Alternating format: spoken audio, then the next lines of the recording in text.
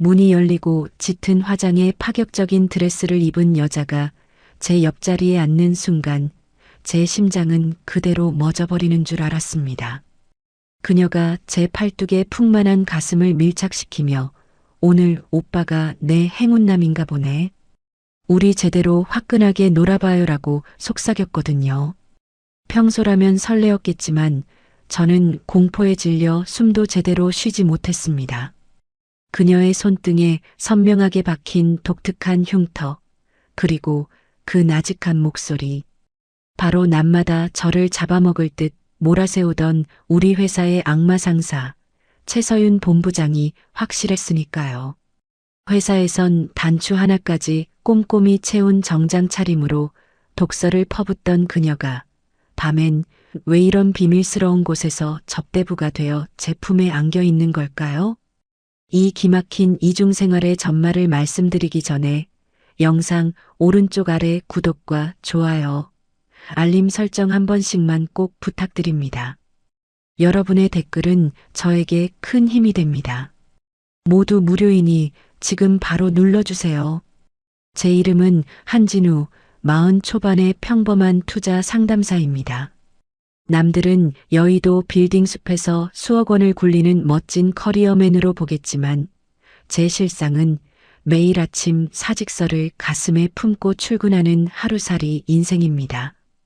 그 사직서 위에 매일같이 날카로운 비수를 꽂는 사람이 바로 최서윤 본부장이죠. 우리 회사에서 최 본부장은 별명이 없습니다. 최 본부장 그 이름 석자가 이미 공포 그 자체니까요. 그녀는 30 중반의 본부장 자리에 오른 입지전적인 인물이지만 그 성공의 밑바닥에는 수많은 부하 직원의 눈물과 한숨이 깔려 있습니다. 결벽증에 가까운 완벽주의 감정이라고는 찾아볼 수 없는 서늘한 말투. 그녀가 또각거리는 구두 소리를 내며 복도를 지나갈 때면 사무실 공기는 순식간에 영하로 얼어붙습니다. 제 하루는 아침부터 저녁까지 그녀 때문에 숨이 턱 막히는 시간의 반복입니다. 아침에 출근해서 자리에 앉으면 업무 준비를 하는 게 아니라 혹시 본부장실 문이 열리는 소리가 들리나 눈치를 보는 게 제 일상이었습니다. 40 넘은 남자가 딸기 같은 후배들 사이에서 정수리부터 열이 올라오는 수치심을 견뎌야 하는 곳, 그곳이 제 직장이었습니다. 저는 늘 그녀의 기준에 미치지 못하는 무능한 존재로 낙인 찍혀 있었고 그녀는 마치 제 영혼을 갉아먹는 게 취미인 사람처럼 굴었습니다. 사실 실적만 놓고 보면 저는 회사에서 중간은 하는 편입니다. 거래처 관리도 성실하게 하고 야근도 남들보다 많이 하죠. 그런데도 최 본부장 눈에는 늘 뭔가 하나씩 부족한 사람으로만 보이는 모양입니다. 그 나이에 일만 하고 여자는 안 만나냐고요? 그런 건 정말 오래전에 접었습니다. 30 중반쯤에 사귀던 여자친구랑 크게 싸운 뒤로 자연스럽게 연락이 끊겼고 그 다음부터는 소개팅이니 뭐니 그런 자리도 다 귀찮아지더라고요. 퇴근하고 집에 들어가면 불 꺼진 방에 TV만 켜놓고 편의점에서 사온 도시락이나 라면으로 대충 끼니 때우고 소파에 쓰러져 잠드는 게 제 유일한 낙입니다. 내 인생에 이제 사랑 같은 건 없구나. 이 나이에 뭘 또 새로 시작한다고. 스스로에게 그렇게 선을 그어버리면 마음은 편할 줄 알았습니다. 하지만 회사에서 본부장님한테 호되게 혼나고 집에 돌아와 창밖을 바라보면 가끔은 제 자신이 참 불쌍해 보입니다. 40살에 누구한테 사랑받는다는 기분이 뭔지도 잊어버린 채 하루하루 외롭게 살아가는 남자. 눈치만 보며 하루를 버티고 집에 가서는 말 한마디 섞을 사람도 없는 남자. 그게 바로 저 투자 상담사 한진우라는 사람입니다. 이때까지만 해도 저는 몰랐습니다. 제가 그토록 증오하고 두려워하던 그녀의 그 차가운 성벽 너머에 제가 상상조차 할 수 없었던 처절하고도 뜨거운 밤의 얼굴이 숨겨져 있었다는 것을요. 그리고 그 비밀의 문은 제가 도저히 참을 수 없었던 그날 아침의 지독한 모욕으로부터 열리기 시작했습니다. 전날 밤 10시까지 거래처 제안서를 수정하고 또 수정해서 올려뒀건만 아침 회의실에 들어선 채 본부장의 표정은 평소보다 더 차가웠습니다. 그녀가 제안서 파일을 노트북 화면에 띄우더니 펜으로 모니터를 툭툭 치며 한숨을 내쉬더군요. 그 싸늘한 정적 속에 제 심장은 미친 듯이 뛰기 시작했습니다. 아침 회의실의 공기는 평소보다 몇 배는 더 차가웠습니다. 유리창 너머로 비치는 아침 햇살이 무색하게 회의실 안은 마치 거대한 냉동고 속에 들어온 것 같은 착각이 들 정도였죠. 최서윤 본부장은 회의 테이블 상석에 앉아 무표정한 얼굴로 제가 제출한 보고서를 훑어보고 있었습니다. 종이가 한 장 한 장 넘어가는 소리가 제 귓가에는 마치 날카로운 칼날이 살을 스치는 소리처럼 들렸습니다. 한진우 대리. 그녀가 제 이름을 부르는 순간 저는 반사적으로 허리를 갈게 폈습니다. 네, 본부장님. 그녀는 고개를 들어 저를 바라보지 않았습니다. 대신 노트북 화면을 가리키며 펜으로 모니터를 툭툭 치기 시작했죠. 그 규칙적인 소리가 제 신경을 긁어놓았습니다. 이 보고서 8페이지 하단에 있는 수익률 기대치 말이에요. 4.52%라고 적었죠? 네, 그렇습니다. 지난 분기 데이터를 기반으로. 지난 분기 데이터? 서윤이 드디어 고개를 들었습니다. 안경 너머로 번뜩이는 그 눈빛은 먹잇감을 발견한 포식자의 그것과 같았습니다. 그녀는 피식하고 헛웃음을 터뜨리더니 회의실에 앉아있는 전 직원을 훑어보았습니다. 제 후배들, 동기들, 심지어 타부서 사람들까지 지켜보는 앞에서 그녀의 입술이 잔인하게 열렸습니다. 다들 주목하세요. 우리 한진우 대리님이 작성한 이 찬란한 보고서 좀 보라고요. 소수점 둘째 자리, 이거 4.52가 아니라 4.51이 맞아요. 고작 0.01% 차이라고 생각하겠죠? 한 대리님은 지금 그 0.01% 때문에 우리 회사가 고객들에게 지급해야 할 보상금이 얼마인지 계산이나 해보고 이 숫자를 적은 겁니까? 순식간에 회의실 안의 모든 시선이 저에게 꽂혔습니다. 얼굴이 화끈거려서 정수리에서부터 열이 솟구치는 기분이었죠. 사실 그건 반올림 과정에서 생긴 아주 미세한 오차였고 전체적인 흐름에는 큰 지장이 없는 수치였습니다.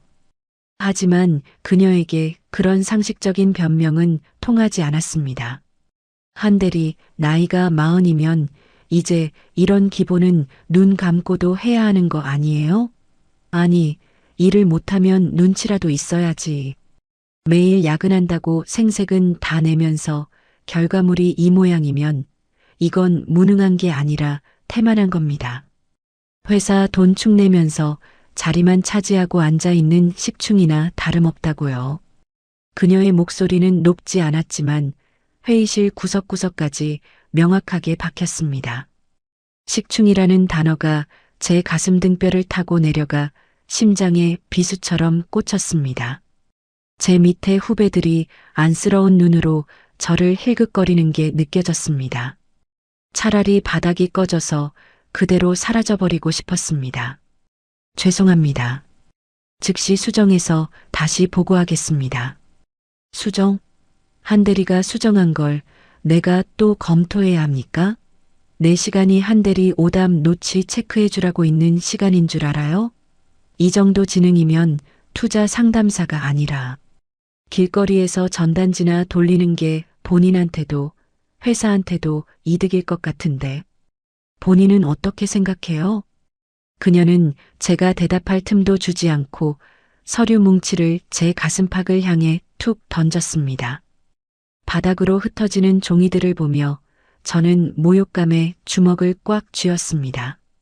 손톱이 손바닥을 파고들어 통증이 느껴졌지만 제가 할 수 있는 건 그저 고개를 더 깊이 숙이는 것뿐이었습니다.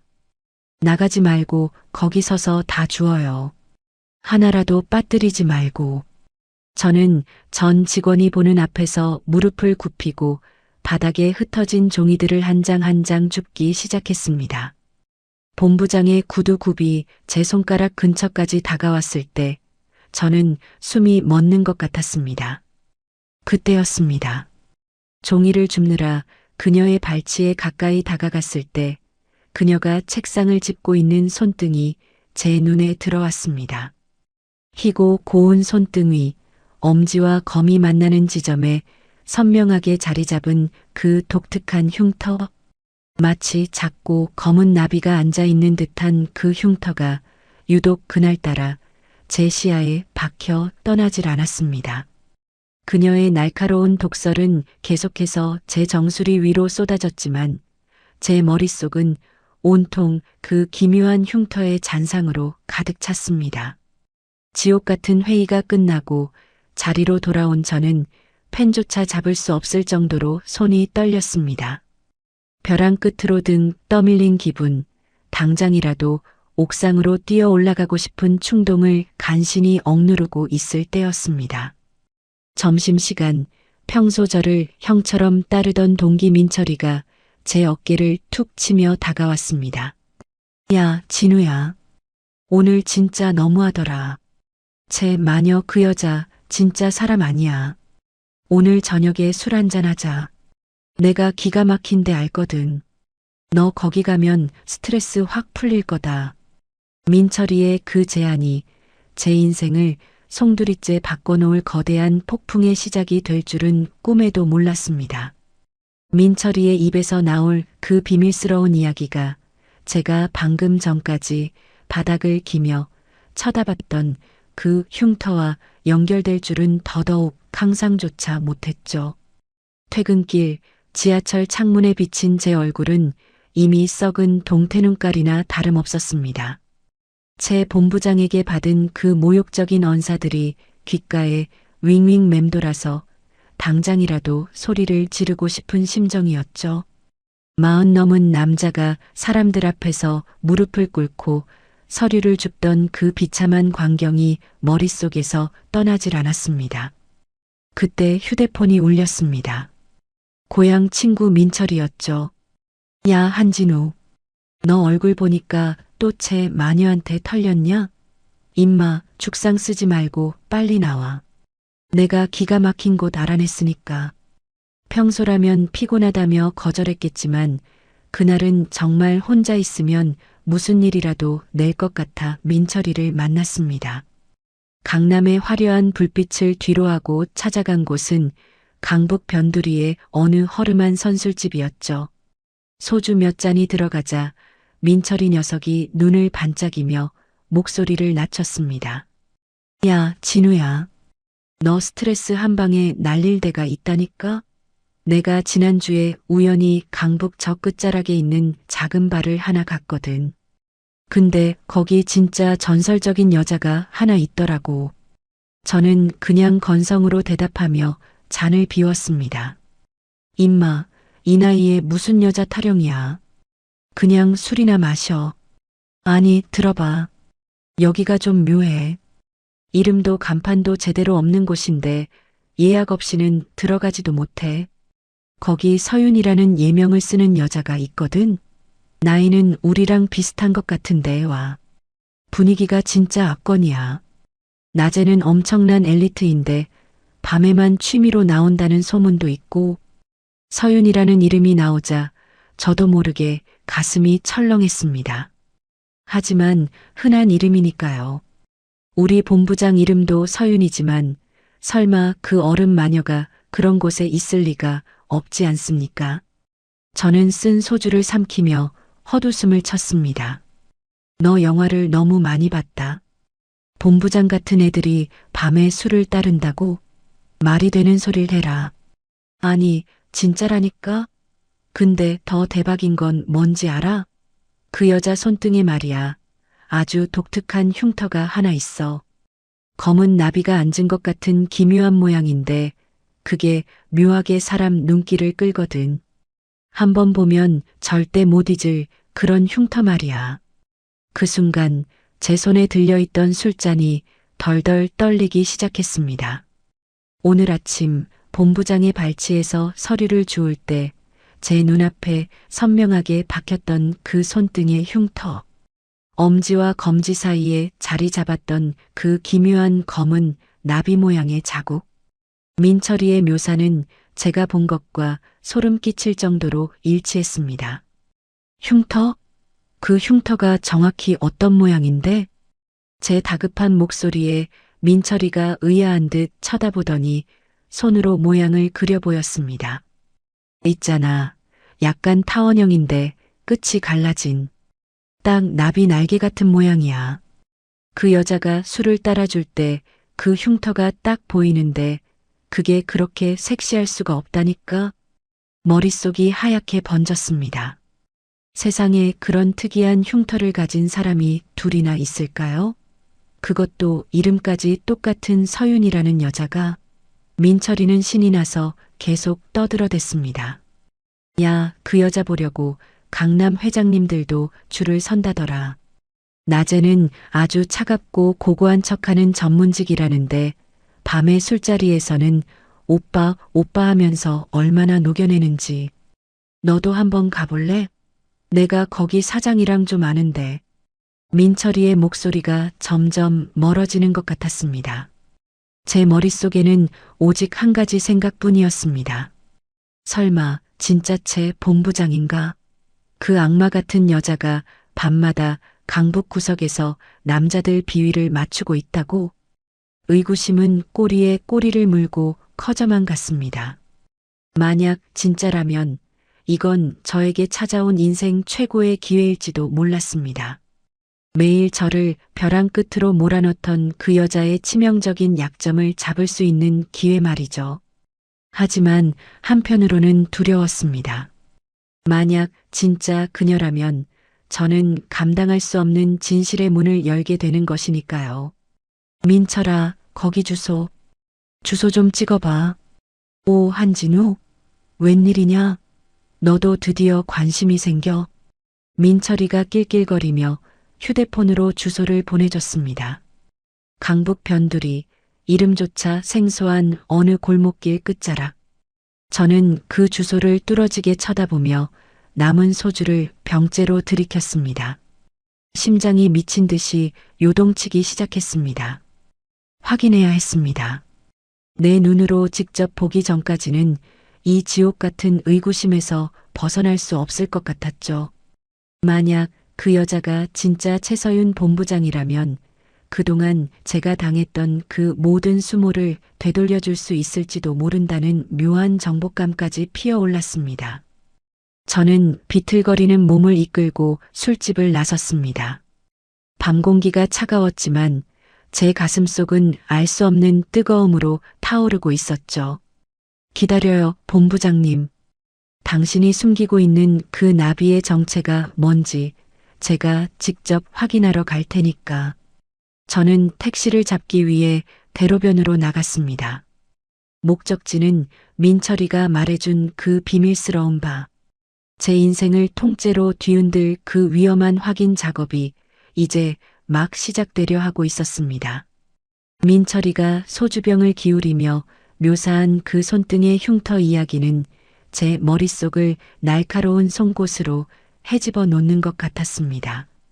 검은 나비가 날개를 펼친 듯한 기묘한 모양. 그건 흔하디흔한 상처가 아니었습니다. 오늘 아침 본부장실 바닥에서 수치심에 젖어 서류를 줍던 제 눈앞에서 파르르 떨리던 그 흉터와 너무나도 지나치게 똑같았거든요. 야, 한진우. 너 왜 그래? 안색이 왜 이렇게 안 좋아? 민철이가 제 어깨를 흔들었지만 저는 대답조차 할 수 없었습니다. 입술이 바짝바짝 마르고 심장은 금방이라도 갈비뼈를 뚫고 튀어나올 것처럼 쿵쾅거렸죠. 제 머릿속은 이미 낮에 사무실과 민철이가 말한 강북의 발을 미친 듯이 오가고 있었습니다. 낮마다 서류 뭉치를 제 가슴팍에 내던지며 지능이 부족하냐고 쏘아붙이던 그 서슬 퍼런 최서윤 본부장. 그녀가 서류를 넘길 때마다 혹은 볼펜을 까딱거릴 때마다 제 시선 끝에 걸렸던 그 불길한 나비 모양의 흔적. 그게 어떻게 강북 변두리의 은밀한 술집에서 남자들의 비위를 맞추는 접대부의 손등 위에도 똑같이 있을 수 있단 말입니까? 설마. 아니야. 그럴 리가 없어. 그 최서윤이, 그 어른 마녀가 머리로는 부정하려 해도 가슴속 깊은 곳에서 피어오르는 의구심은 이미 거대한 불길이 되어 제 온몸을 태우고 있었습니다. 민철이가 말한 서윤이라는 이름, 우리 나이대와 비슷한 연령대, 그리고 결정적인 그 흉터까지. 이 모든 우연이 한 사람을 가리키고 있다는 사실에 소름이 돋아 팔에 닭살이 돋았습니다.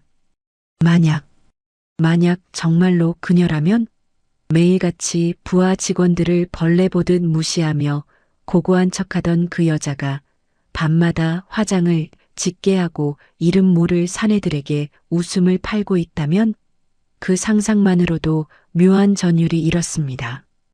그건 단순한 호기심이 아니었습니다. 벼랑 끝까지 밀려났던 한 남자가 쥐게 된 단 한 번의 전세를 역전시킬 수 있는 치명적인 무기를 발견한 기분이었죠. 민철아, 그 흉터. 다시 한 번만 자세히 말해봐. 위치가 어디쯤이라고? 그러니까 여기 엄지랑 검지 사이 있잖아. 합곡혈 근처. 거기 딱 있어. 근데 너 왜 이렇게 집착해? 아는 사람이라도 돼? 민철의 말은 사형 선고처럼 제 의구심에 마침표를 찍어버렸습니다. 위치까지 정확했습니다. 제가 매일 아침 결제판을 올릴 때마다 본부장의 독설보다 더 선명하게 눈에 들어왔던 바로 그 자리였거든요. 이제 더 이상 의심의 여지가 없었습니다. 이건 우연이라고 하기엔 너무나 정교하게 짜인 운명의 장난 같았죠. 심장이 요동치다 못해 이제는 온몸이 바들바들 떨리기 시작했습니다. 분노인지 환희인지 모를 감정이 뒤섞여 제 안을 휘저어 놓았습니다. 낮에는 천상천하 유아독존처럼 군림하며 제 인격을 짓밟던 그녀가 밤에는 다른 얼굴로 살아가고 있다는 그 비밀. 그 비밀의 열쇠가 제 손안에 들어와 있었습니다. 최서윤 본부장님, 당신이었어? 정말 당신이었단 말이야? 술기운이 확 달아나며 머릿속이 번쩍 깨어나는 느낌이었습니다. 이제 저는 더 이상 예전에 무능하고 당하기만 하던 한진우가 아니었습니다. 적어도 그녀의 가장 추악하고 은밀한 치부를 공유하게 된 유일한 남자가 될지도 모른다는 생각에 주먹이 꽉 쥐어졌습니다. 저는 민철이가 보내준 주소를 다시 한번 뚫어지게 쳐다봤습니다. 강북의 어두운 골목 어딘가에 숨겨진 그 장소. 그곳에 가면 그동안 저를 괴롭혔던 그 모든 모순의 답이 있을 것 같았습니다. 확인해야 했습니다. 아니, 확인하지 않고서는 오늘 밤 잠을 이룰 수 없을 것 같았죠. 민철아, 나 먼저 간다. 오늘 술값은 내가 낼게. 저는 지갑에서 지폐 몇 장을 테이블에 던지듯 내려놓고 밖으로 뛰쳐나갔습니다. 차가운 밤 공기가 폐부 깊숙이 들어왔지만 제 머릿속은 이미 그 비밀스러운 바의 문 앞에 서 있었습니다. 하지만 무턱대고 달려갈 수는 없었습니다. 만약 진짜 그녀라면 제가 한진우라는 사실을 들키는 순간 모든 판은 깨질 테니까요. 철저하게 숨겨야 했습니다. 그녀가 저를 알아보지 못하도록 완벽하게 다른 사람으로 변장해서 그녀의 코앞까지 다가가야 했습니다. 집으로 돌아오는 길, 저는 거울을 보며 생각했습니다. 어떻게 하면 그 어른 마녀의 눈을 속이고 그 나비 흉터의 주인을 마주할 수 있을까? 제 인생에서 가장 짜릿하고 위험한 도박이 이제 막 시작되려 하고 있었습니다. 설마 진짜 그 여자일까? 집으로 돌아온 뒤에도 머릿속에선 수천 번, 수만 번 똑같은 질문이 맴돌았습니다. 하지만 만약 진짜 최서윤 본부장이라면 제가 그냥 제 모습 그대로 갔다간 모든 게 끝장이었습니다. 그 어른 마녀의 눈썰미는 보통이 아니니까요. 저는 결심했습니다. 제 평생 가장 완벽한 연극을 하기로요. 먼저 10년 넘게 써오던 두꺼운 안경을 벗어 던졌습니다. 대신 익숙지 않은 렌즈를 눈에 끼워 넣느라 한참을 고생했죠. 눈이 시뻘겋게 충혈됐지만 상관없었습니다. 그리고 매일 아침 결벽증처럼 밀어버리던 수염을 며칠간 지저분하게 길렀습니다. 거울 속에 비친 제 모습은 매일 아침째 본부장 앞에서 굽실거리던 그 무능한 한진우 대리가 아니었습니다. 어디선가 굴러먹다 온 조금 거칠고 사연 있어 보이는 낯선 중년 남자가 서 있었죠. 여기에 모자를 깊게 눌러쓰고 평소라면 절대 입지 않았을 헐렁한 후드티에 청바지를 걸쳤습니다. 제 평생 처음 해보는 변장이었습니다. 심장이 미친 듯이 요동치는 게 겉으로 보일까봐 겁이 날 정도였죠. 좋아, 이 정도면. 적어도 조명 어두운 술집에선 못 알아볼 거야. 드디어 민철이가 알려준 강북 변두리의 그 비밀스러운 바 앞에 도착했습니다. 간판도 제대로 없는 낡은 건물 지하. 입구에서부터 묘한 향수 냄새와 담배 연기가 섞여 나왔습니다. 계단을 내려가는 발걸음 하나하나가 천근만근처럼 무거웠습니다. 지금이라도 돌아갈까? 하는 생각이 수십 번도 더 들었지만 낮에 겪은 그 수모를 떠올리며 입술을 깨물었습니다. 가게 안은 예상보다 훨씬 어둡고 조용했습니다. 화려한 강남의 술집과는 전혀 다른 은밀하고 무거운 공기가 깔려 있었죠. 카운터에 앉아있던 덩치 큰 사내가 저를 힐끗 보더니 물었습니다. 처음 오셨습니까? 예약은요? 저는 목소리를 일부러 낮게 깔고 가래 끓는 듯한 쉰 소리를 냈습니다. 민철이 소개로 왔습니다. 서윤이라는 분이 유명하다고 해서요. 사내의 눈빛이 잠시 변하더니 고개를 끄덕였습니다. 아, 서윤이. 마침 지금 비어있네요.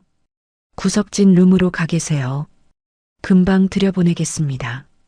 저는 안내받은 복도 끝자락 가장 구석진 룸 안으로 들어갔습니다. 문을 닫자마자 마치 외부 세계와 완전히 차단된 것 같은 기분이었죠. 좁은 방 안에는 붉고 낮은 조명이 깔려 있었고 낡은 소파에선 가죽 냄새가 났습니다. 소파 깊숙이 몸을 파묻고 모자를 더 깊게 눌렀었습니다. 손바닥은 이미 땀으로 흥건했습니다. 심장이 쿵쿵 울리는 소리가 룸 안에 가득 차서 혹시 밖으로 새어나가는 게 아닐까 싶을 정도였죠. 제 인생에서 이토록 긴장되고 떨리는 순간이 있었나 싶었습니다. 제발 진짜 최서윤이어라. 아니, 제발 아니어라. 두 가지 상반된 마음이 제 안에서 미친 듯이 싸우고 있었습니다. 만약 진짜 그녀라면 제가 가질 정복감과 그 뒤에 감당해야 할 위험, 그리고 만약 아니라면 제가 느낄 허탈함까지. 그렇게 얼마나 지났을까요? 5분? 아니, 어쩌면 50분처럼 느껴진 짧은 시간 뒤에 복도에서 또각거리는 구두 소리가 들려왔습니다. 규칙적이고 단호한 그 소리. 낮마다 복도에서 제 심장을 얼어붙게 만들던 바로 그 구두 소리와 소름 끼치도록 비슷했습니다. 소리가 룸 문 앞에서 멈췄습니다. 저는 숨을 들이켜고 그대로 멈췄습니다. 폐속에 공기를 가둔 채 문고리가 돌아가는 소리에 모든 신경을 집중했죠. 딸깍. 문이 열리는 찰나의 순간 저는 눈을 감았습니다. 그리고 이내 풍겨오는 진한 장미 향기. 회사에서 본부장이 지나갈 때마다 풍기던 그 은은한 꽃향기와는 비교도 안 될 만큼 노골적이고 유혹적인 향이 코끝을 찔렀습니다. 안녕하세요, 오빠. 기다리게 해서 미안해요. 나직하게 들려오는 그 목소리. 저는 감았던 눈을 천천히 떴습니다. 룸 안의 붉은 조명 아래 문을 닫고 제 쪽으로 다가오는 여자의 실루엣이 보였습니다. 짙은 화장에 어깨가 훤히 드러난 드레스를 입은 여자. 하지만 제 눈은 그녀의 얼굴이 아니라 문고리를 잡고 있던 그녀의 손등으로 향했습니다. 딸깍 문고리가 돌아가는 소리가 제 심장을 정통으로 때리는 것 같았습니다. 좁고 밀폐된 룸 안으로 차가운 복도의 공기가 밀려 들어왔고 이내 진동하는 진한 향수 냄새가 제 폐부를 찔렀죠. 저는 모자챙 아래로 숨을 죽인 채 들어오는 여자의 실루엣을 뚫어지게 노려보았습니다. 제발 아니길 바라는 마음과 제발 그녀이길 바라는 비뚤어진 욕망이 제 안에서 미친 듯이 충돌하고 있었습니다. 하지만 문이 닫히고 그녀가 붉은 조명 아래로 완전히 들어온 순간 저는 하마터면 비명을 지를 뻔한 걸 간신히 참아냈습니다. 짙은 화장 때문에 분위기는 완전히 달랐습니다. 눈꼬리를 길게 뺀 아이라인과 도발적인 붉은 입술, 그리고 평소의 정갈한 수트 대신 가슴골이 깊게 파인 파격적인 드레스를 입은 여자. 하지만 그 이목구비, 특유의 오만하면서도 날카로운 눈매 그리고 무엇보다 문고리를 놓으며 살짝 보인 그 손등의 검은 나비 흉터. 그녀는 확실했습니다. 낮에 제 보고서를 바닥에 내던지며 전 직원 앞에서 제 인격을 무참히 짓밟던 우리 회사의 어른마냥 최서윤 본부장이 틀림없었습니다. 머릿속이 하얗게 번지며 전신에 소름이 쫙 돋았습니다. 낮에는 세상에서 가장 고귀하고 깨끗한 척 완벽주의를 내세우며 부하 직원들을 벌레 보듯 하던 그 여자가 밤이 되면 이런 변두리의 은밀한 방에서 이름 모를 사내들의 술잔을 채워주는 접대부였다니요. 이 압도적인 괴리감 앞에서 저는 정신이 아득해지는 기분이었습니다. 말도 안 돼. 진짜였어. 진짜 최서윤이었어. 그녀는 제가 누구인지 전혀 눈치채지 못한 듯 했습니다. 하긴 평소에 두꺼운 안경을 쓰고 굽실거리던 무능한 한진우 대리가 수염을 거뭇하게 기르고 모자를 깊게 눌러 쓴 채 이런 곳에 앉아 있을 거라고는 상상조차 못하겠죠. 그녀는 익숙하다는 듯 생근 미소를 지으며 제 쪽으로 걸어왔습니다. 그 미소조차 소름 끼쳤습니다. 사무실에서는 단 한 번도 본 적 없는 남자를 홀리기 위해 철저히 계산된 가짜 미소였으니까요. 그녀가 한 걸음씩 다가올 때마다 높은 구두 굽소리가 제 심장을 짓밟는 것 같았습니다. 낮에 최서윤은 공포의 대상이었지만 지금 제 눈앞에 있는 최서윤은 기괴할 정도로 매혹적이었습니다. 평소 정장 바지 속에 숨겨져 있던 매끈한 다리가 드레스 사이로 아슬아슬하게 드러났고 그녀가 움직일 때마다 풍기는 향기는 좁은 방 안을 비현실적인 공간으로 만들었습니다. 어머 오빠, 오늘 처음 오셨다면서요? 되게 긴장하신 것 같네. 그녀의 입술에서 흘러나온 목소리는 낮에 그 칼날 같던 어조와는 완전히 딴판이었습니다. 콧소리가 섞인 다정하고 나긋나긋한 목소리. 그 목소리로 낮에는 저에게 지능이 부족하냐고 쏘아붙였다는 사실이 믿기지 않았습니다. 저는 렌즈 때문에 뻑뻑해진 눈을 깜빡이며 그녀가 다가오는 모습을 멍하니 지켜볼 뿐이었습니다. 분노와 배신감, 그리고 알 수 없는 승리감이 뒤섞여 제 가슴 밑바닥에서 뜨거운 무언가가 치밀어 올랐습니다. 당신이 그렇게 잘났어? 당신이 그렇게 대단해? 밤이면 이런 곳에서 오빠 소리를 하며 몸을 비비는 주제에 낮에는 그렇게 고고한 척 우리를 짓밟았던 거야? 그녀는 제 옆자리에 아주 자연스럽게 살같이 닿을 정도로 가깝게 자리를 잡고 앉았습니다. 붉은 조명 때문인지 그녀의 얼굴에 어린 가짜 웃음 때문인지 이 상황 전체가 지독한 환각처럼 느껴졌습니다. 하지만 제 팔뚝에 닿는 그녀의 서늘한 살결과 코끝을 맴도는 그녀의 숨결은 너무나 생생했습니다. 이제 주도권은 저에게 있었습니다. 그녀는 자신이 누구에게 술을 따르고 있는지 전혀 모른 채 제 지갑을 열기 위해 평생 연마에 온 유혹의 기술을 펼칠 준비를 하고 있었죠. 저는 소파 가죽을 꽉 움켜쥐며 숨을 골랐습니다. 이 기막힌 연극의 관객이자 주인공이 된 기분으로 저는 그녀가 다음 행동을 취하기를 기다렸습니다. 그녀가 천천히 제 허벅지 위에 손을 올렸습니다. 손등 위에 검은 나비 흉터가 제 눈앞에서 파르르 떨리는 것 같았습니다. 제치라 행운남이라 불린 사내의 전율. 룸 안의 붉은 조명은 모든 사물의 경계를 흐릿하게 만들었지만 제 허벅지에 와 닿는 그 서늘하고도 부드러운 감촉만큼은 소름 끼칠 정도로 선명했습니다. 최서윤 본부장.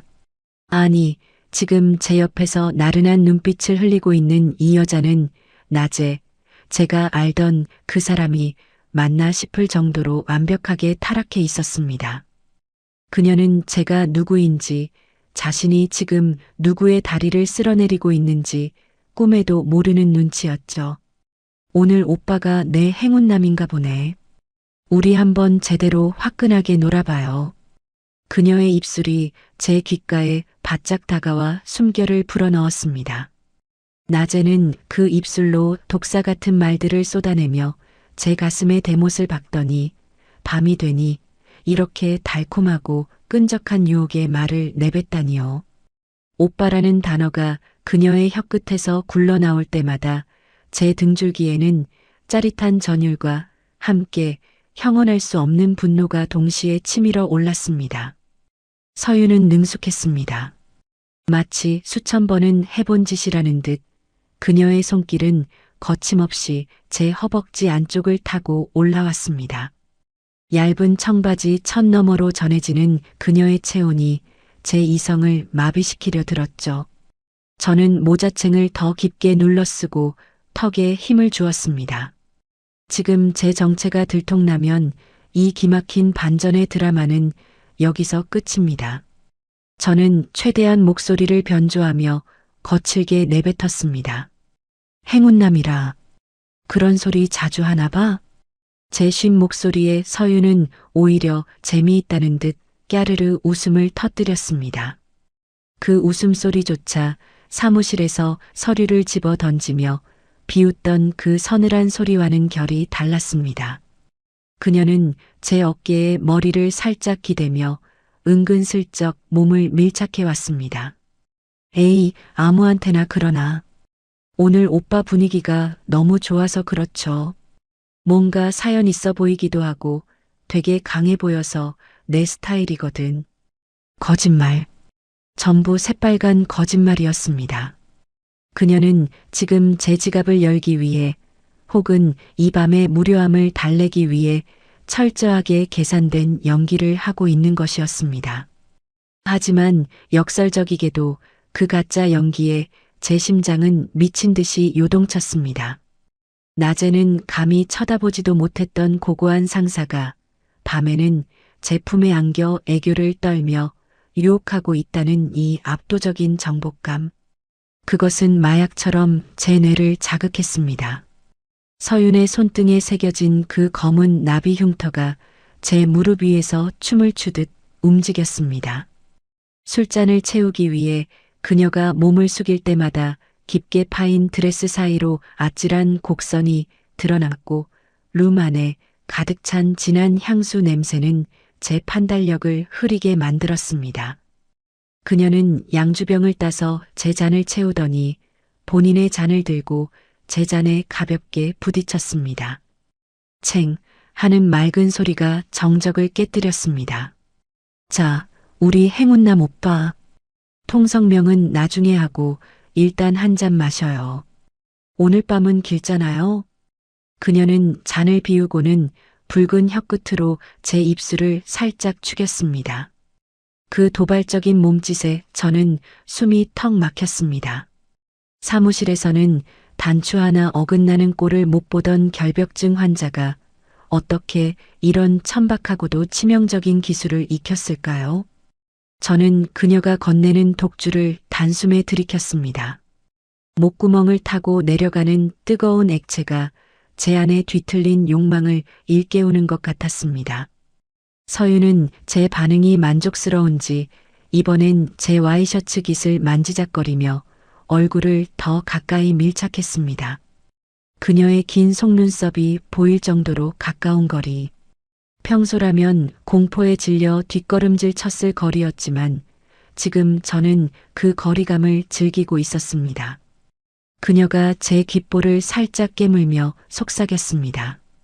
오빠, 나 사실 오늘 기분이 좀 별로였거든요. 회사에서 짜증나는 일이 좀 있어서. 근데 오빠 보니까 다 풀리는 것 같아. 오빠가 오늘 나 위로 좀 해줄래요? 회사에서 짜용나는 일이라니. 그건 분명 아침에 저를 전 직원 앞에서 망신 주며 히스테리를 부렸던 그 상황을 말하는 것이 분명했습니다. 저를 괴롭히고 인격을 짓밟은 것이 그녀에게는 그저 짜증나는 일 정도였다는 사실에 다시금 우라가 치밀었습니다. 하지만 저는 참았습니다. 지금은 이 연극을 더 즐겨야 할 때니까요. 저는 슬며시 팔을 뻗어 그녀의 가느다란 허리를 감싸 안았습니다. 서윤은 기다렸다는 듯 제품으로 파고들며 제 목덜미에 얼굴을 묻었습니다. 그녀의 부드러운 머리카락이 제 뺨을 간지럽혔습니다. 이 여자가 내일 아침이면 다시 그 차가운 안경을 쓰고 저를 벌레 보듯 하겠지? 그 생각을 하니 실소와 함께 묘한 흥분감이 차올랐습니다. 위로라. 어떻게 해줄까? 내가 원하는 대로 다 해줄까? 제 물음에 서윤은 고개를 들어 저를 빤히 바라보았습니다. 붉은 조명 아래 반짝이는 그녀의 눈동자에는 탐욕과 외로움이 동시에 서려 있었습니다. 그녀는 제 목을 팔로 감싸 안으며 입술이 닿을 듯 말 듯한 거리에서 멈췄습니다. 그냥 지금은 다 잊게 해줘요. 내가 누군지, 오빠가 누군지, 그런 거 다 상관없게. 그녀의 도발적인 요구에 저는 더 이상 참을 수 없었습니다. 저는 그녀의 허리를 더 세게 끌어당겼습니다. 하지만 그 찰나의 순간 제 머릿속에는 오직 한 가지 생각뿐이었습니다. 이 여자의 가면을 언제쯤 벗겨야 가장 처절하고도 짜릿한 파멸을 선사할 수 있을까 하는 그런 생각 말입니다. 제품에 안겨 가쁜 숨을 내뱉는 이 여자가 정말 그 최서윤 본부장이 맞나 싶어 저는 몇 번이고 그녀의 손등을 확인했습니다. 붉은 조명 아래서 기묘하게 일렁이는 나비 흉터.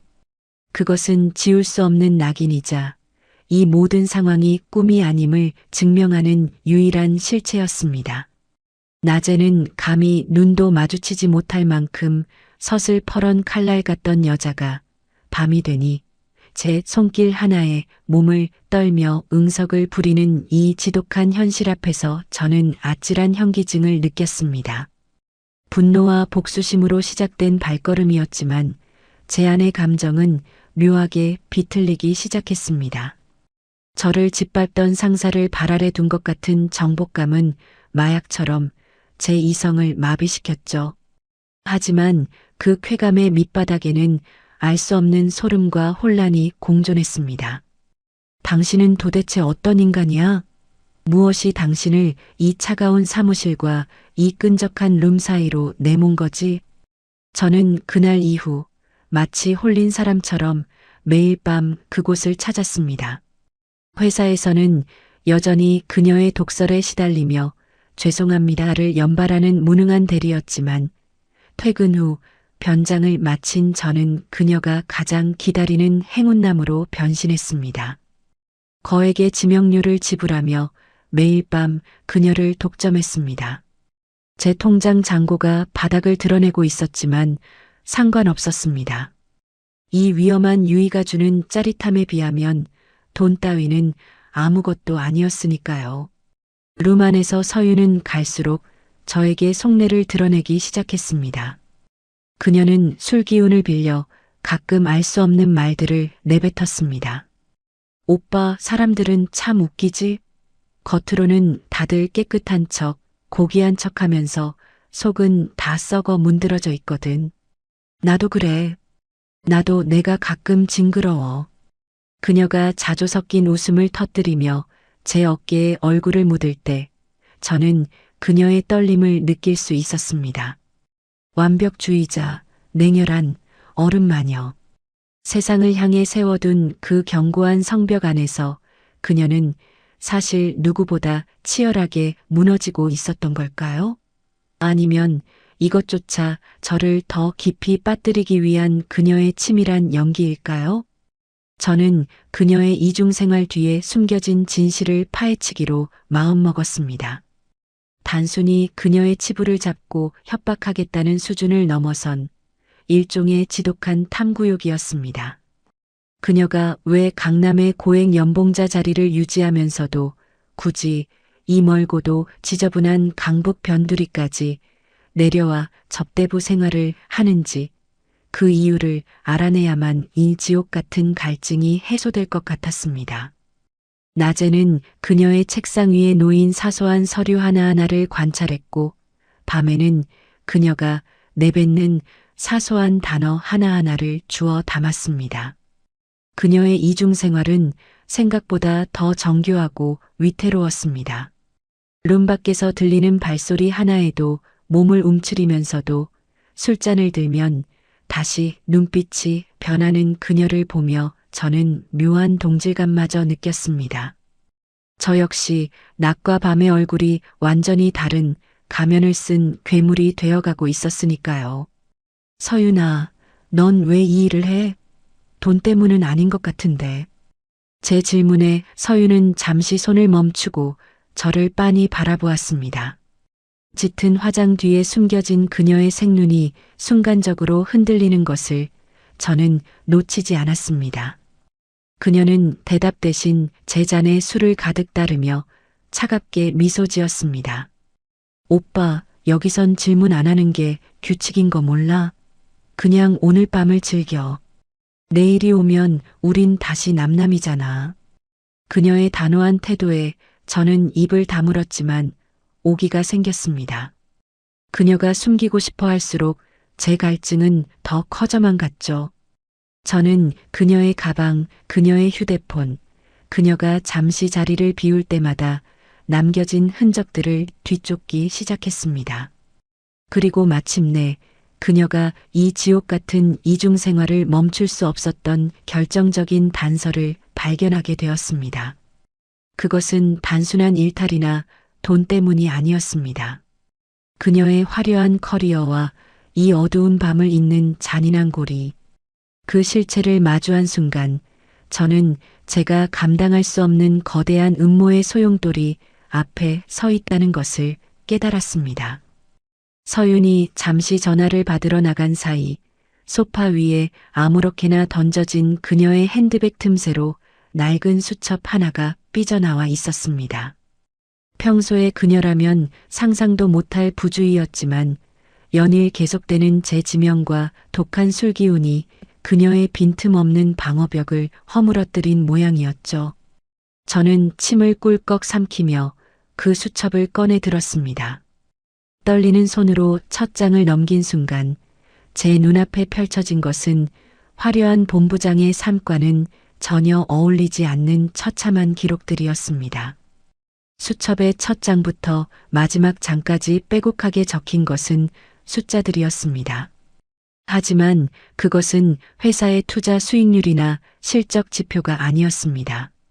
매달 꼬박꼬박 빠져나가는 수천만 원 단위의 요양병원비, 그리고 그 밑에 더 잔인하게 적힌 사채, 이자 상환 내역들. 이게 다 뭐야? 저는 믿기지 않는 마음으로 내용을 훑어내려갔습니다. 알고 보니 그녀가 그토록 독하게 일에 매달리고 밤마다 이 지저분한 뒷골목으로 숨어들어야 했던 이유는 명확했습니다. 그녀의 어머니는 중증 치매로 강남의 한 전문 요양병원에 입원 중이었고 그 막대한 비용을 감당할 수 있는 사람은 오직 서윤뿐이었습니다. 게다가 사고를 치고 해외로 도망친 남동생이 남기고 간 수억 원대의 사채 빚이 그녀의 목을 죄고 있었죠. 그녀가 낮에 저를 비롯한 부하 직원들에게 그토록 서슬퍼런 칼날을 휘둘렀던 건 어쩌면 자신이 무너지는 순간 벼랑 끝으로 떨어질 가족들을 지키기 위한 처절한 발악이었을지도 모릅니다. 단 0.01%의 오차도 허용하지 않았던 그 완벽주의는 사실 자신의 인생이 조금이라도 어긋나면 모든 것이 파멸할 것이라는 공포에서 기인한 방어기제였던 셈입니다. 한대리님은 이 숫자가 얼마나 무거운지 알기나 해요? 오늘 아침 회의실에서 그녀가 제게 던졌던 그 말이 비수처럼 가슴을 찔렀습니다. 그녀에게 숫자는 단순한 데이터가 아니라 어머니의 생명줄이자 자신을 옥죄는 쇠사슬이었던 겁니다. 본부장이라는 직함으로 받는 고액 연봉조차 그 거대한 빚의 구렁텅이를 메우기엔 턱없이 부족했기에 그녀는 밤마다 자존감을 바닥에 내려놓고 이 어두운 룸에서 서윤이라는 이름의 접대부가 되어야만 했던 것이죠. 수첩 뒷장에는 누군가로부터 온 협박 문자들이 메모되어 있었습니다. 이번 달 이자 늦으면 요양원 찾아간다. 내가 잘 나가는 본부장인 거 세상이 알면 어떨까? 그 같은 저급하고 잔인한 문구들이었습니다. 그녀는 매일 아침 거울을 보며 완벽한 가면을 쓰고 매일 밤 그 가면을 지식이며 울고 있었던 겁니다. 그때 복도에서 다시 또각거리는 구두 소리가 들려왔습니다. 저는 급히 수첩을 가방 속에 집어넣고 아무 일 없었다는 듯 술잔을 채웠습니다. 문이 열리고 들어온 서윤은 조금 전보다 더 파리해진 안색으로 억지 미소를 지어 보였습니다. 오빠, 오래 기다렸지?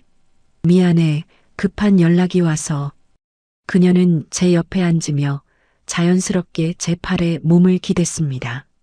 하지만 이제 제 피부에 닿는 그녀의 살결은 아까처럼 탐욕스럽게 느껴지지 않았습니다. 오히려 차갑게 식어가는 얼음장 같아서 가슴이 아릿해졌죠. 제 허벅지 위에 올려진 그녀의 손, 그 나비 흉터가 유독 가늘게 떨리고 있는 것이 보였습니다. 정복감, 승리감, 그런 건 이미 사라진 지 오래였습니다. 대신 그 자리를 채운 것은 기괴한 동질감과 연민이었습니다.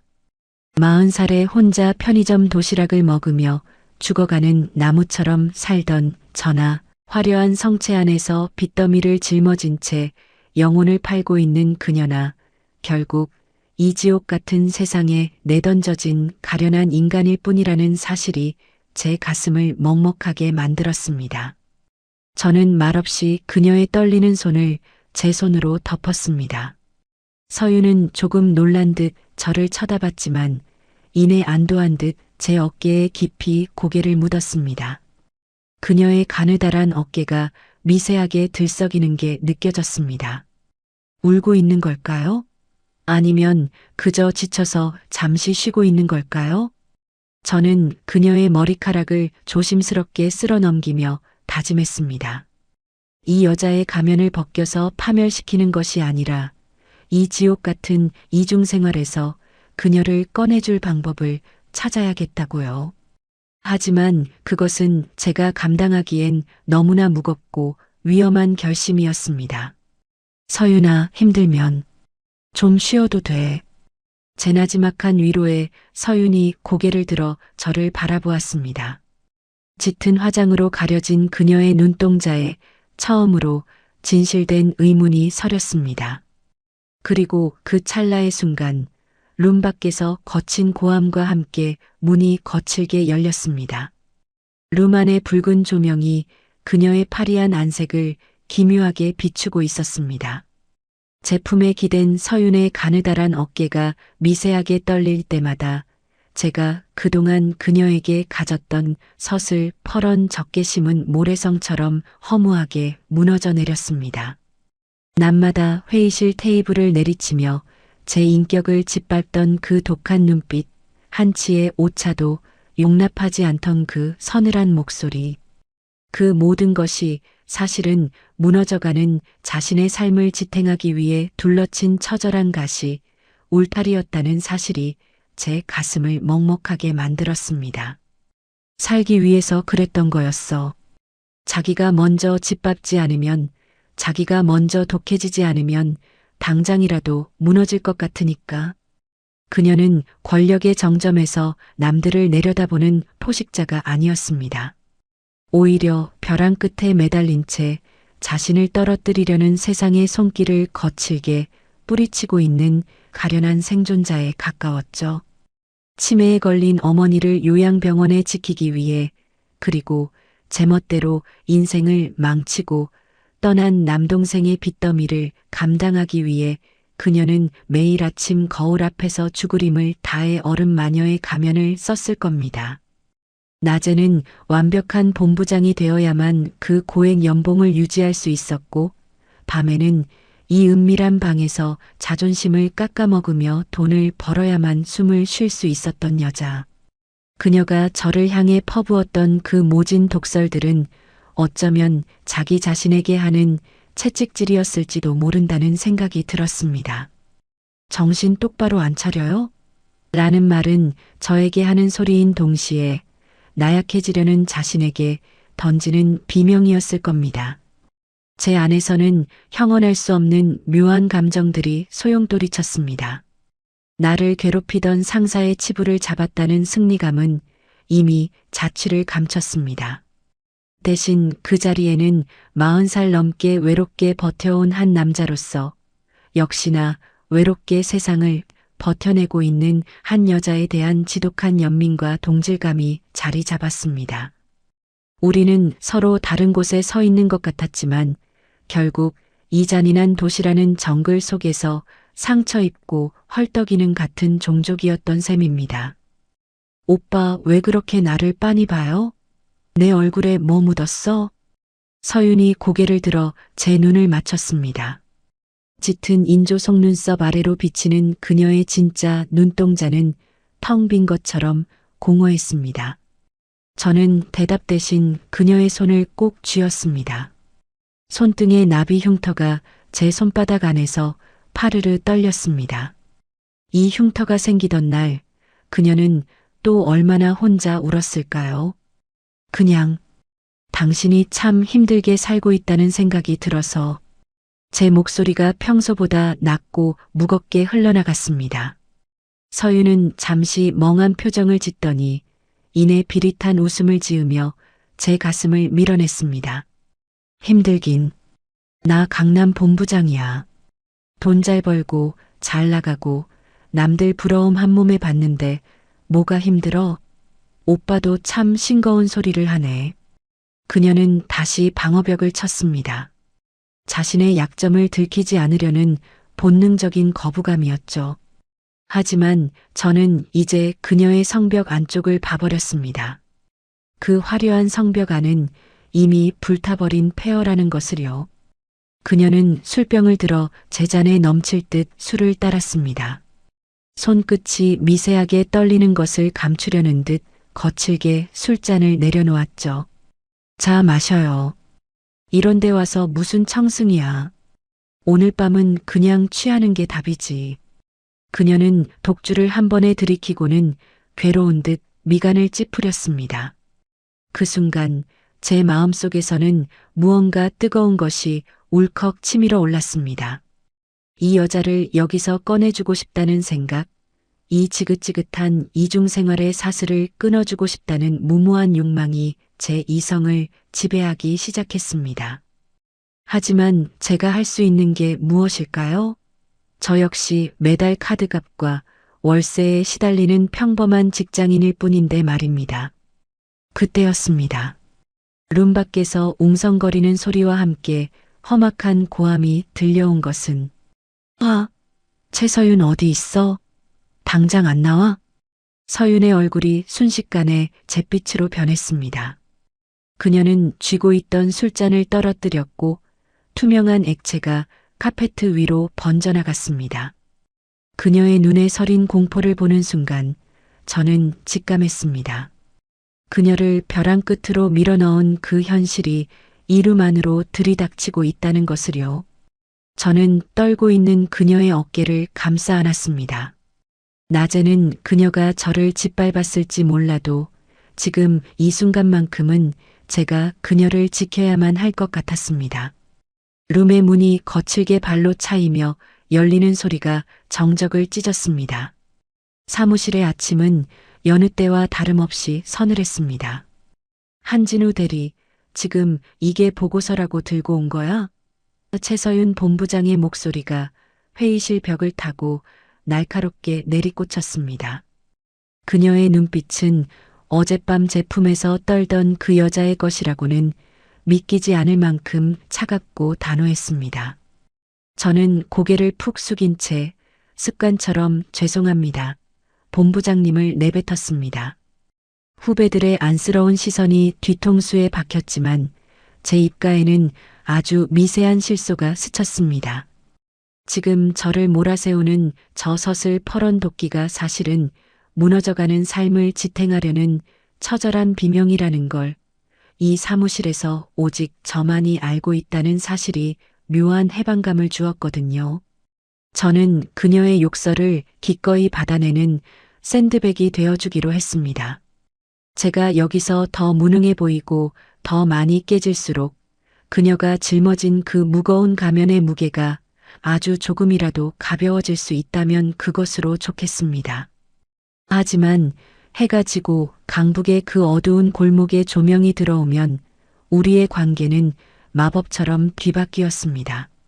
저는 다시 거뭇한 수염을 기르고 안경을 벗은 채 그녀의 유일한 단골 오빠가 되어 룸 안에서 그녀를 기다렸습니다. 오빠 나왔어. 문을 열고 들어오는 서윤의 어깨는 늘 축 처져 있었습니다. 낮에 부하 직원들을 호령하던 그 당당한 기세는 온데간데 없고 금방이라도 바스러질 것 같은 가냘픈 여자 한 명만이 제 옆으로 파고들었습니다. 그녀는 제가 채워주는 술잔을 받아들며 누구에게도 하지 못했던 속마음을 하나둘씩 쏟아놓기 시작했습니다. 나 오늘 회사에서 또 소리 질렀어. 사실 그러기 싫었는데 안 그러면 내가 잡아먹힐 것 같아서. 나 진짜 나쁜 년이지? 그녀가 제 가슴팍에 머리를 묻으며 나직하게 읊조릴 때마다 저는 아무 말 없이 그녀의 거친 손등을 쓸어내렸습니다. 나비 모양의 흉터 위로 제 지문이 닿을 때마다 그녀는 깊은 한숨을 내뱉으며 긴장을 풀었습니다. 그녀에게 저는 더 이상 지갑을 열게 해야 할 영업 대상이 아니었습니다. 자신의 가장 추악하고 아픈 밑바닥을 보여줘도 괜찮은 이 세상에 단 하나뿐인 감정의 쓰레기통이자 안식처가 되어가고 있었죠. 서윤아, 넌 나쁜 게 아니라 그냥 견디고 있는 거야. 남들보다 조금 더 무거운 짐을 지고 있을 뿐이야. 제 진심 어린 위로에 서윤은 소리 없이 눈물을 흘리곤 했습니다. 낮에는 남을 울리던 여자가 밤에는 제 품에서 아이처럼 울음을 터뜨리는 이 기막힌 이중주 속에서 저 또한 치유를 받고 있었습니다. 40살이 넘도록 누군가에게 필요한 존재가 되어 본 적 없던 저에게 그녀의 무너진 마음을 들어주는 이 시간은 제 인생에서 가장 가치 있는 순간이 되어버렸습니다. 저는 그녀를 위해 더 자주, 더 오래 그곳에 머물렀습니다. 사채업자들의 위협이 있을 때마다 저는 기꺼이 그녀의 방패가 되어 룸 앞을 지켰고 그녀가 요양병원비 때문에 머리를 싸맬 때면 제 비상금까지 털어 은밀하게 도움을 주었습니다. 그녀는 여전히 제가 자신의 부하 직원인 한진우라는 사실을 꿈에도 모른 채 제 존재에 의지하며 하루하루를 버텨냈습니다. 오빠가 없었으면 나 정말 어떻게 됐을까? 이 지옥 같은 생활, 정말 끝이 나긴 할까? 술 기운에 취해 제 목을 감싸 안으며 속삭이는 그녀의 말에 저는 가슴이 아릿해졌습니다. 낮에는 적군으로, 밤에는 연인보다 더 깊은 유대감을 나누는 동지로 살아가는 이 기묘한 생활. 하지만 이 위태로운 평화는 영원할 수 없었습니다. 그녀를 짓누르는 현실의 파도는 제가 감당할 수 있는 수준을 넘어서기 시작했으니까요. 그녀의 남동생이 남긴 빚은 눈덩이처럼 불어나 있었고 사채업자들의 인내심은 바닥을 드러내고 있었습니다. 그리고 그들은 이제 그녀의 화려한 본캐, 최서윤 본부장의 숨통을 직접 조여오기 시작했습니다. 제가 그녀를 지키기 위해 내딛는 발걸음이 점점 더 위험한 곳을 향하고 있다는 사실을 그때의 저는 미처 깨닫지 못했습니다. 우리 사이의 위태로운 이중주가 깊어갈수록 회사 안의 공기는 기묘하게 뒤틀리고 있었습니다. 저는 낮이면 여전히 무능한 샌드백이 되어 그녀의 독설을 묵묵히 받아냈지만 그녀의 눈동자 너머에 서린 피로와 공포를 읽어내는 것만은 멈출 수 없었죠. 하지만 제가 간과한 것이 있었습니다. 이 살벌한 정글 같은 회사에는 제 본부장의 빈틈을 노리는 하이에나들이 득실거린다는 사실을 말입니다. 그 중에서도 마케팅부의 박상무는 유독 서윤을 눈엣 가시처럼 여겼습니다. 30 중반에 본부장 자리를 꿰찬 그녀가 자신의 승진 가도를 가로막고 있다고 믿었으니까요. 그는 평소에도 그녀의 사생활을 캐기 위해 혈안이 되어 있었고 최근 서윤이 퇴근 후 강북 방향으로 자주 사라진다는 첩보를 입수한 모양이었습니다. 한대리, 요즘 본부장님 분위기 좀 이상하지 않아? 저녁마다 어디 그렇게 바쁘게 가시는지 원. 커피 머신 앞에서 박상무가 제 어깨를 툭 치며 던진 그 한마디에 제 심장은 바닥으로 곤두박질 쳤습니다. 저는 최대한 평정심을 유지하며 글쎄요. 워낙 워커홀릭이시라 비즈니스 미팅이 많으시겠죠 라고 얼버무렸지만 그의 비열한 웃음 뒤에 숨겨진 서늘한 살기를 느낄 수 있었습니다. 박상무는 이미 사람을 붙여 서윤의 뒤를 쫓고 있었습니다. 그리고 그 비열한 추적의 끝은 결국 강북 변두리의 그 비밀스러운 바에 닿고 말았죠. 간판도 없는 그곳에서 우리 회사의 고결한 어른 마녀가 짙은 화장을 하고 남자의 품에 안겨 웃고 있는 모습.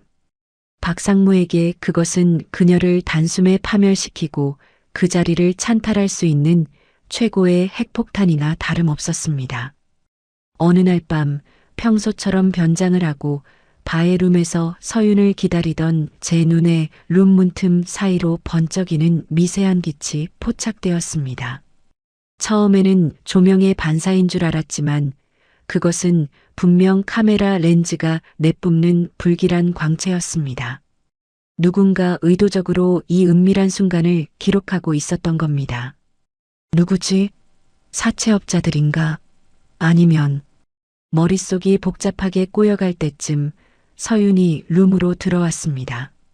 평소보다 더 화려한 드레스를 입은 그녀는 지친 기색이 역력했습니다. 그녀가 제 옆에 앉아 긴장을 풀려는 찰나 저는 그녀의 어깨를 감싸 안는 척하며 귓가에 낮게 깔린 목소리로 경고했습니다. 서윤아, 지금 누가 밖에서 사진 찍고 있어. 절대 당황하지 말고 자연스럽게 내 품으로 더 깊이 들어와. 서윤의 몸이 순식간에 돌처럼 굳어지는 게 느껴졌습니다. 하지만 그녀는 역시 프로였습니다. 공포로 하얗게 질린 안색을 화장 뒤로 숨긴 채 오히려 더 매혹적으로 웃으며 제 목덜미를 감싸 안았습니다. 하지만 제 손등을 짚은 그녀의 손가락은 사시나무 떨듯 진동하고 있었죠. 박상무의 음모는 생각보다 훨씬 치밀했습니다. 단순히 사진 몇 장 찍는 것으로 끝낼 작정이 아니었던 겁니다.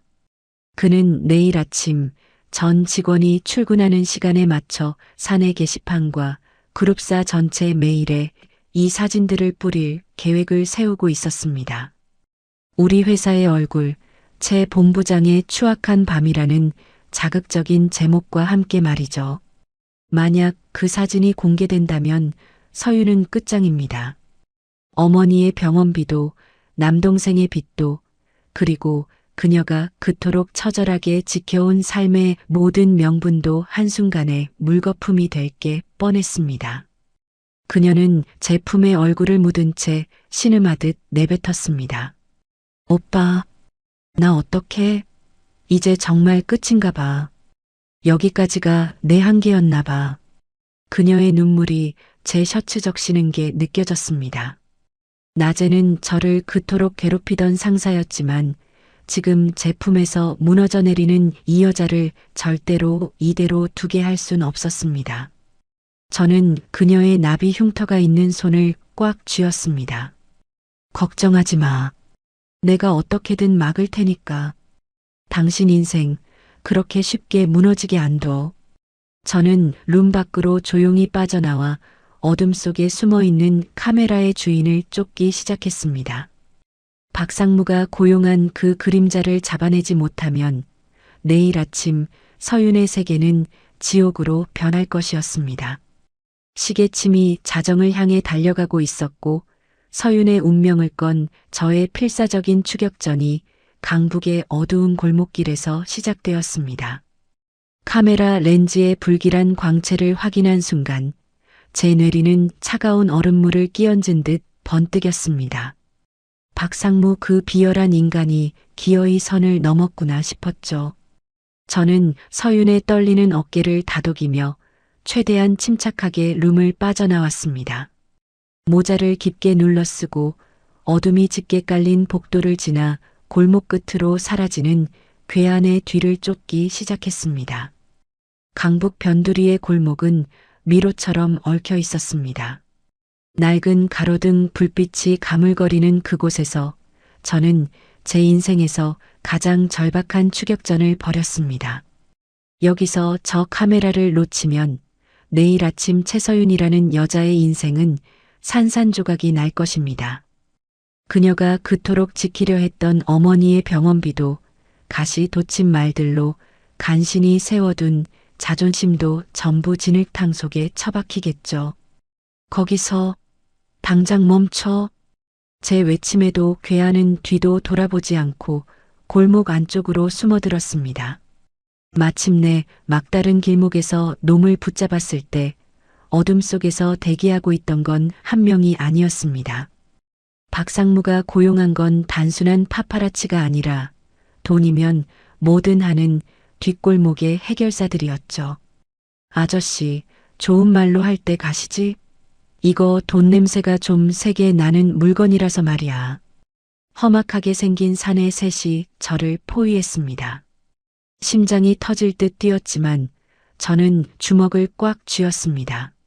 40살 평생을 남의 눈치나 보며 샌드백처럼 살아온 저였지만 이번만큼은 물러설 수 없었습니다. 아니, 물러서기 싫었습니다. 제가 여기서 무너지면 제 어깨에 고개를 묻고 울던 그 여자는 정말로 죽을지도 모르니까요. 그 카메라 내놔. 아니면 여기서 같이 죽든가. 제 말이 떨어지기 무섭게 몽둥이가 제 옆구리를 강타했습니다. 소리도 나오지 않는 고통이 밀려왔지만 저는 악착같이 놈의 바짓가랑이를 물고 늘어졌습니다. 얼굴로 주먹이 날아오고 구둣발이 제 가슴팍을 사정없이 짓밟았습니다. 입안에서 비릿한 피 냄새가 확 퍼졌습니다. 의식이 흐릿해지는 와중에도 제 시선은 오직 놈의 손에 들린 카메라 가방만을 향했습니다. 이 새끼, 이거 보통 독한 놈이 아니네. 적당히 하고 꺼져.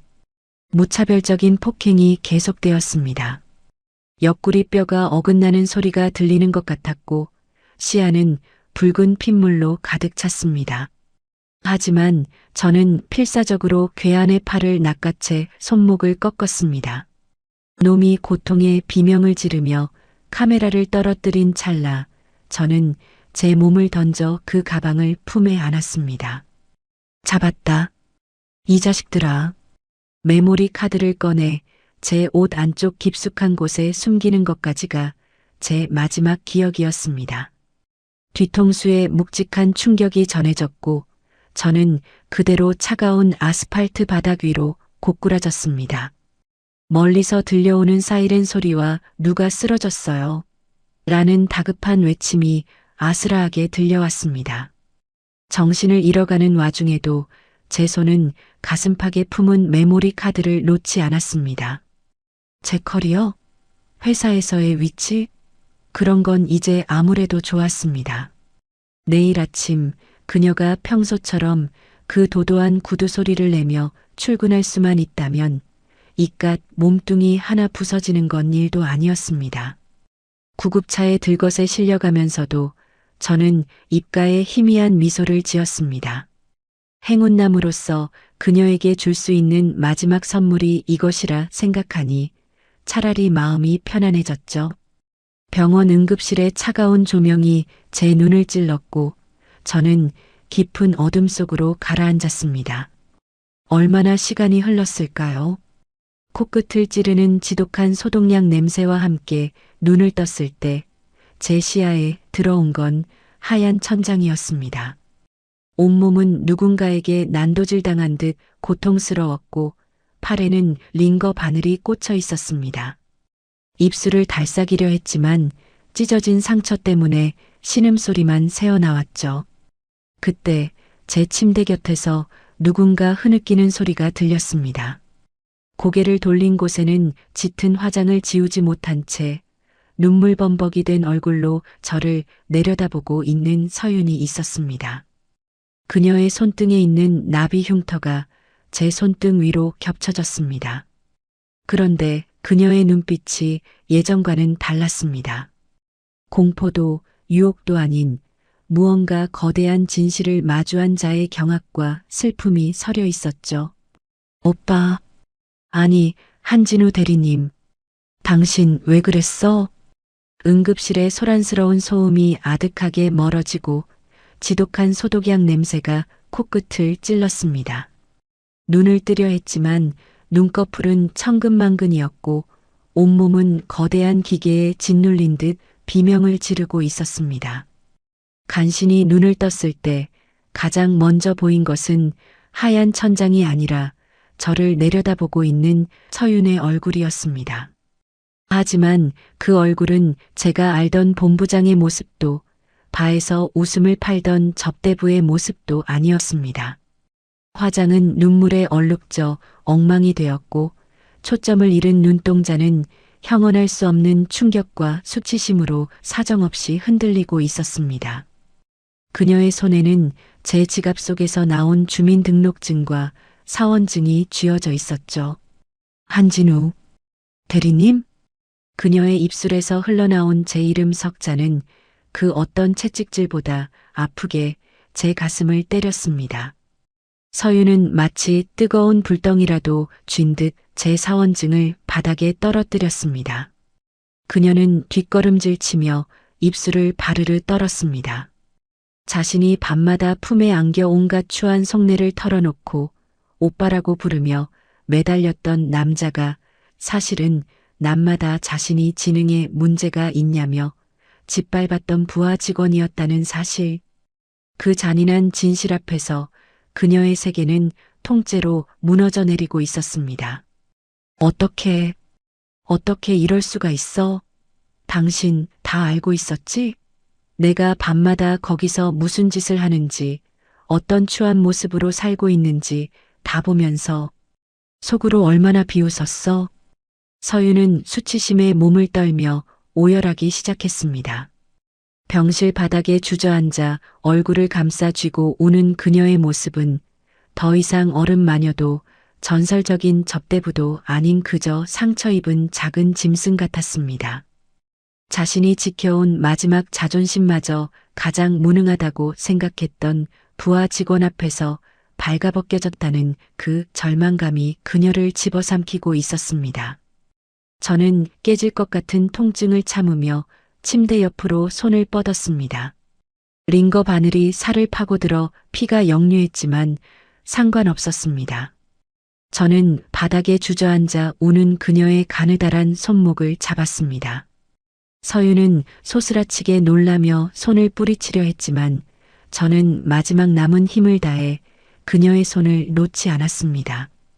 그리고 저는 그녀의 손등, 그 지독한 낙인 같았던 검은 나비 흉터를 아주 천천히 그리고 조심스럽게 어루만졌습니다.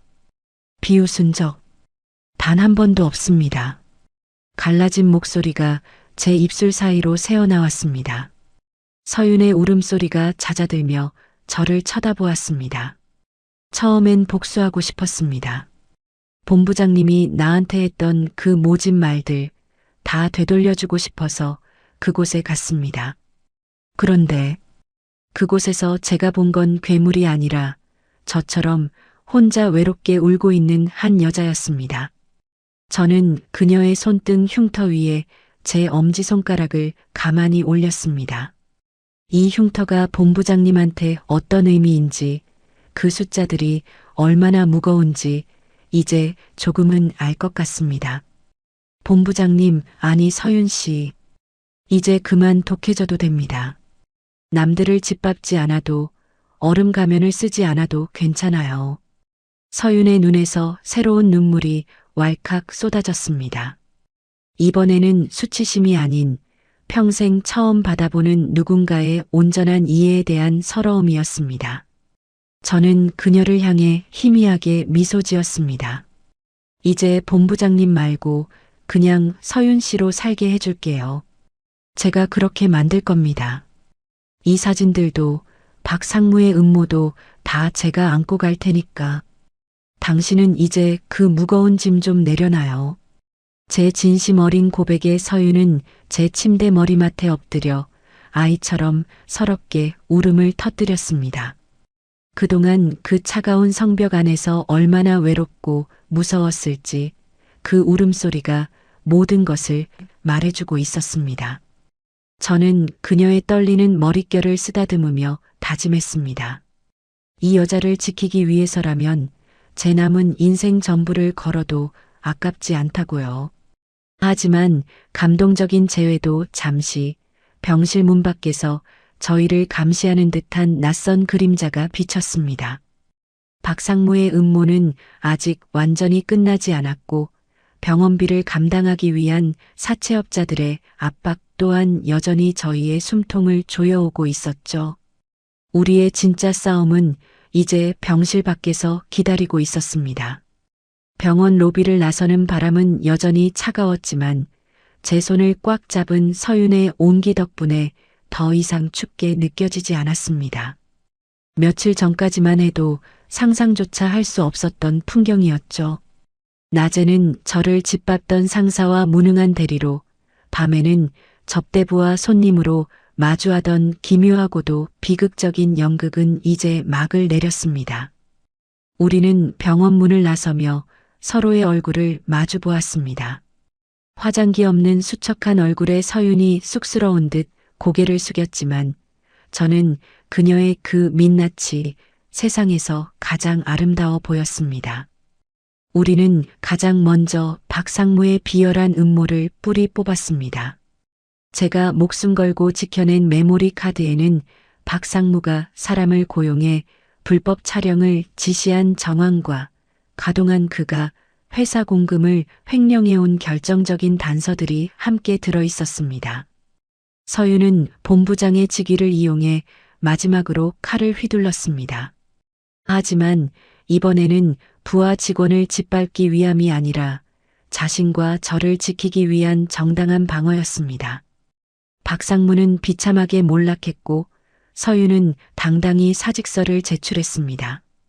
한 대리님, 아니 진우 씨, 나 이제 본부장 아니에요. 빚더미만 남은 평범한 여자일 뿐인데 그래도 괜찮겠어요? 회사를 나오던 날 서윤이 짐 가방을 든 채 저에게 물었습니다. 저는 대답 대신 그녀의 손등에 있는 그 나비 흉터에 입을 맞췄습니다. 서윤 씨, 나도 이제 대리 아니에요. 우리 둘 다 백수인데 같이 시작하면 되죠. 당신이 짊어진 그 짐, 이제는 혼자가 아니라 우리가 같이 지는 겁니다. 우리는 살벌했던 강남의 빌딩 숲과 강북 변두리의 은밀한 발을 모두 떠났습니다. 서유는 어머니를 조금 더 공기 좋은 외곽의 요양시설로 모셨고, 저는 그녀의 남동생이 남긴 빚을 해결하기 위해 밤낮으로 뛰었습니다. 낮에는 평범한 직장 동료였던 우리가 이제는 서로의 가장 깊은 치부까지 사랑하는 세상에 단 하나뿐인 연인이 된 것입니다. 가끔 창밖으로 멀리 보이는 화려한 빌딩 숲을 볼 때면 가슴 한구석이 아릿해지기도 합니다. 그곳에서 우리는 서로를 핥히고 상처 주며 가면 속에 숨어 살았으니까요. 하지만 이제 우리는 더 이상 거짓된 얼굴로 서로를 대하지 않습니다. 서유는 이제 아침마다 독설 대신 따뜻한 미소를 짓고, 저는 그녀의 눈치를 보는 대신 그녀의 꿈을 응원합니다. 차가운 콘크리트 정글 속에서 길을 잃었던 두 영혼이 비로소 서로라는 안식처를 찾아낸 셈입니다. 인생은 참으로 알 수 없는 것입니다. 가장 증오했던 사람이 사실은 나와 가장 닮은 아픔을 가진 사람일 수도 있다는 것. 그리고 그 아픔을 공유하는 순간 지옥 같던 삶이 천국으로 변할 수도 있다는 것을요. 우리는 오늘도 서로의 손을 꼭 잡고 걷습니다. 우리 앞에 어떤 험난한 길이 기다리고 있을지 모르지만 이제 더 이상 두렵지 않습니다. 제 옆에는 저의 모든 진실을 알고도 저를 사랑해주는 단 한 사람 최서윤이 있으니까요. 오늘 준비한 이야기는 여기까지입니다. 얼음 마녀와 무능한 대리의 기막힌 이중생활, 그리고 그 끝에 피어난 진실된 사랑 이야기가 여러분의 가슴에 작은 울림이 되었기를 바랍니다. 이 이야기가 재미있으셨다면 영상 오른쪽 아래 구독과 좋아요, 그리고 알림 설정까지 꼭 부탁드립니다. 여러분의 작은 관심이 저에게는 다음 이야기를 만들어갈 큰 힘이 됩니다. 특히 오늘 이야기에서 가장 기억에 남는 장면이나 여러분이 겪었던 기막힌 인연에 대한 이야기가 있다면 댓글로 자유롭게 남겨주세요. 하나하나 소중히 읽고 답변해 드리겠습니다. 모두가 무료이니 지금 바로 눌러주시는 거 잊지 마세요. 시청해 주셔서 감사합니다. 다음에는 더 자극적이고 감동적인 이야기로 찾아뵙겠습니다. 모두 따뜻한 밤 되세요.